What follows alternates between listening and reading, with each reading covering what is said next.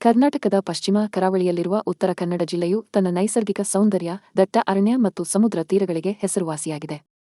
ಉತ್ತರಕ್ಕೆ ಗೋವಾ ಮತ್ತು ಬೆಳಗಾವಿ, ಪೂರ್ವಕ್ಕೆ ಧಾರವಾಡ ಮತ್ತು ಹಾವೇರಿ, ದಕ್ಷಿಣಕ್ಕೆ ಶಿವಮೊಗ್ಗ ಮತ್ತು ಉಡುಪಿ ಜಿಲ್ಲೆಗಳಿವೆ ಹಾಗೂ ಪಶ್ಚಿಮಕ್ಕೆ ಅರಬ್ಬಿ ಸಮುದ್ರವಿದೆ. ಈ ಜಿಲ್ಲೆಯು 70%ಕ್ಕಿಂತ ಹೆಚ್ಚು ಭಾಗ ದಟ್ಟವಾದ ಕಾಡಿನಿಂದ ಆವೃತವಾಗಿದೆ. ಒಂಚಳ್ಳಿ ಜಲಪಾತ, ಮಾಗೋಡು ಜಲಪಾತ ಮತ್ತು ಸಾತೊಡ್ಡಿ ಜಲಪಾತಗಳು ಇಲ್ಲಿವೆ. ಗೋಕರ್ಣವು ಪ್ರಸಿದ್ಧ ಯಾತ್ರಾ ಸ್ಥಳ ಮತ್ತು ಸುಂದರವಾದ ಸಮುದ್ರ ತೀರಗಳಿಗೆ ಹೆಸರುವಾಸಿ.